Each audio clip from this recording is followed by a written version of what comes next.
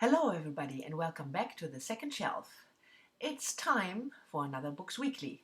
That's my weekly video in which I discuss the books that I've either finished the previous week or started the previous week. I started two books last week. First, Meg Woolitzer, The Wife. Didn't finish this one, so we'll have to wait for another Books Weekly to discuss that book in more detail. And the second one, which I started and finished, was Jennifer Bardsley, Genesis Girl. Genesis Girl is a YA science fiction novel. The main character, Blanca, is an 18-year-old girl who was kept from birth until her 18th birthday in a secret society, encloistered environment where the children are completely off the grid. So there is no internet access, they have no digital footprint whatsoever, and that is in stark contrast with the rest of the society where people are addicted to social media, to internet, they are online all the time. And when those Vestals, as the people off-grid are called, when they are 18, they are auctioned off, sold to companies who buy them as marketing tools. I thought that was the premise, the idea was really intriguing, so I was looking forward to reading it, and boy, was I disappointed. The book is quite well written, so that was not the point of my disappointment, the reason for my disappointment, but it felt like a very cliched love story when Blanca is sold to not a company, but to a private billionaire who wants to use her to get in touch again with his son, who is a virus. A virus are people like paparazzi who are following other people who put photos online all the time and who want to show the dangers of being online all the time. So that's the setting. And the whole science fiction idea is just a backdrop which doesn't really interact with the story, so to say. So I was extremely disappointed. The character was cliched for me. She's angry 1 minute and the next minute she is in love. I couldn't relate to it at all. I finished it. I didn't want to DNF it because I wanted to see whether maybe the book gets better. I gave it 1 star in the end, and then I looked at Goodreads and saw all the 4 stars and 5 stars reviews. So, well, it's probably me.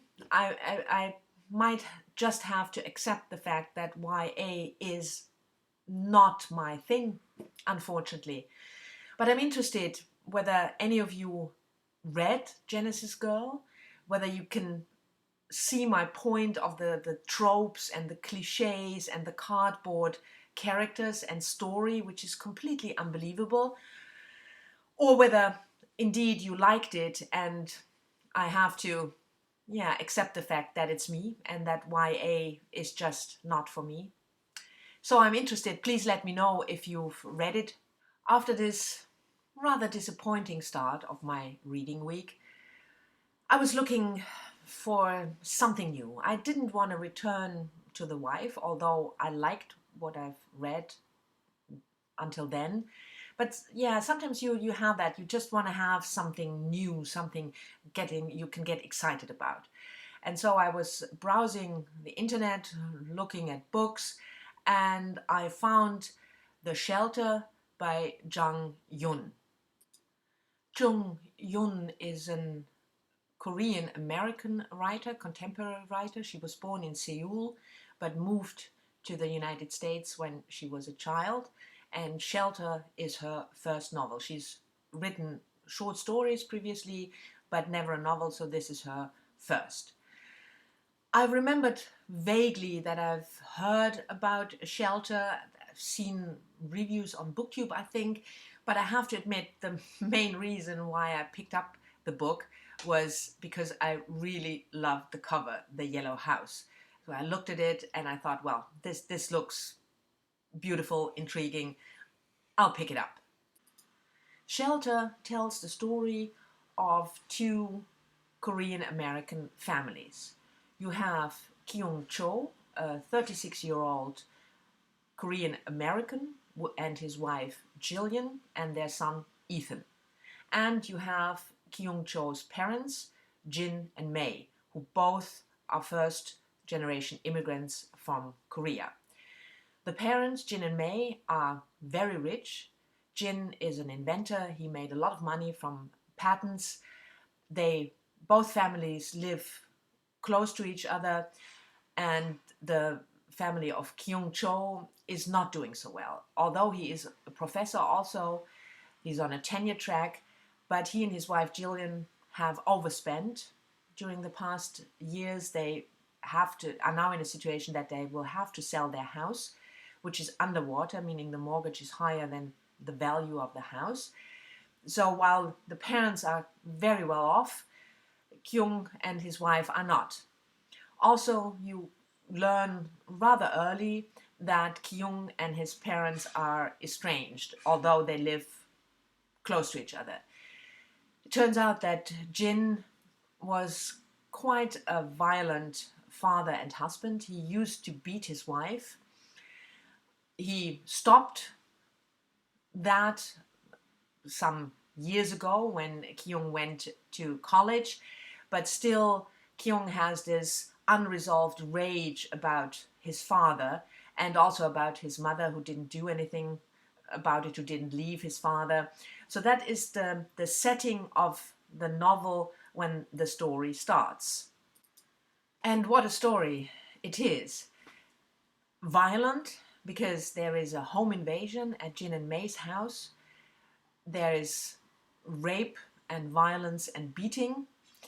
And the story the book is telling is how the estranged two parts of this estranged family are dealing with the aftermath of this very violent event.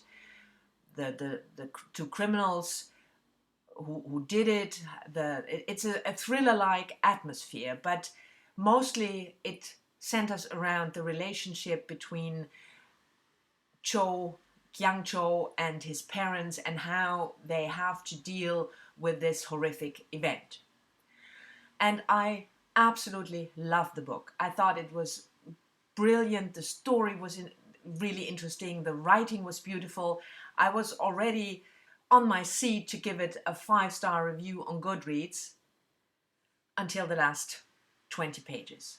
I hated the ending just as much as I loved the rest of the story. I thought it was cheesy and unbelievable and just not fitting the rest of the story. So I ended up giving 1 star for the ending and 5 star for the rest of the book, which means 3 stars.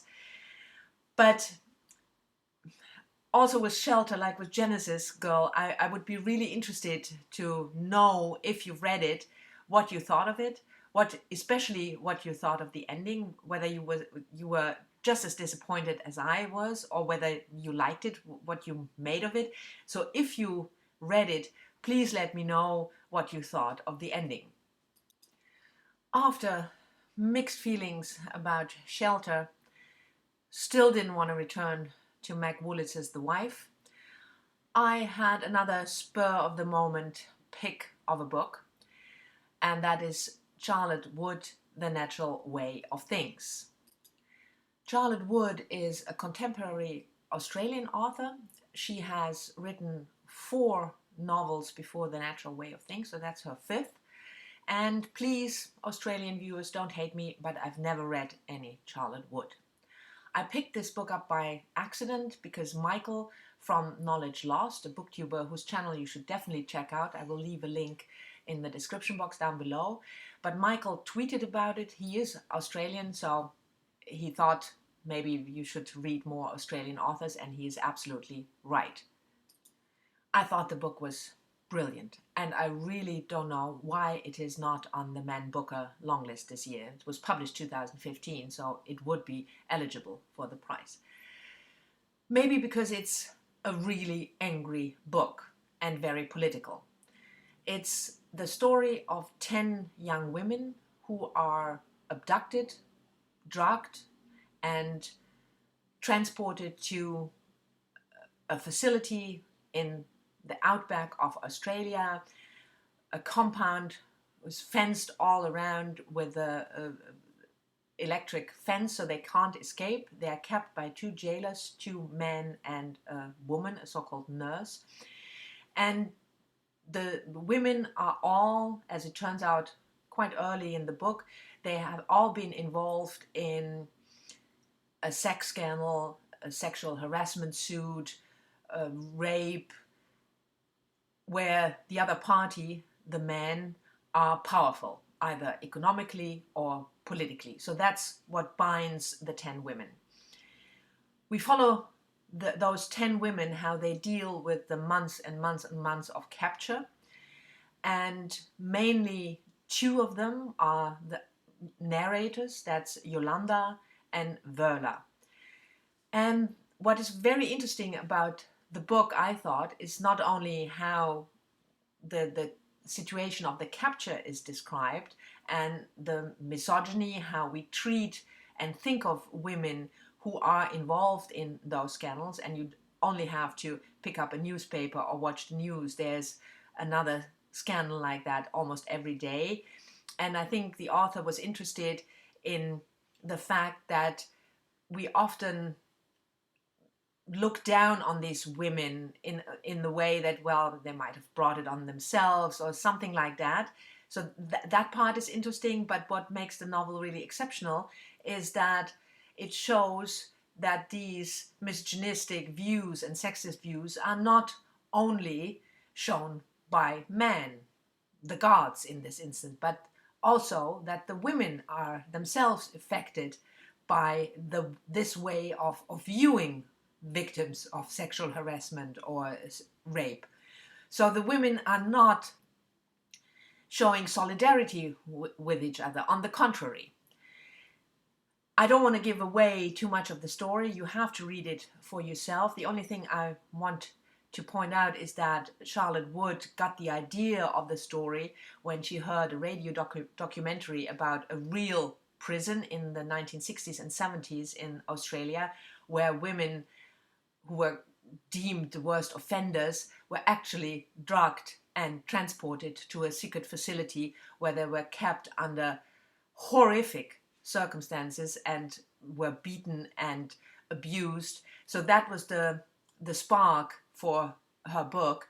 And if you are interested, you should definitely watch the conversation Charlotte Wood had at the Australian Writers' Festival, which she explains a little bit more about her novel and the ideas behind it. I will leave a link to this video down below. It's certainly worth checking out. And please read Charlotte Wood, The Natural Way of Things. It's an exceptional, beautiful, important book. And lastly, I want to talk very briefly, because the video is too long already as it is, about the book that I've started last week, and that's the 5th season by Nora K. Jemisin. Nora K. Jemisin, as probably most of you know, is an African-American contemporary writer of speculative fiction and fantasy. Fantasy being one other genre that I'm not too familiar with. I don't read enough fantasy. I don't like Games of Thrones, so that's lost on me. But when Jemisin won the Hugo Award for her first book in the new series Broken Earth, I had to check it out. I'm halfway now and I'm absolutely loving it. But I will probably finish it this weekend and I will talk about it more in my next Books Weekly. So this was it for today. I hope you enjoyed it. Please leave your comments on what you've read last week, or if you read any of the books that I've mentioned, or any other comments you would like to leave. I love talking to you in the comments. And thank you for watching, and I will see you hopefully all next time. Bye bye.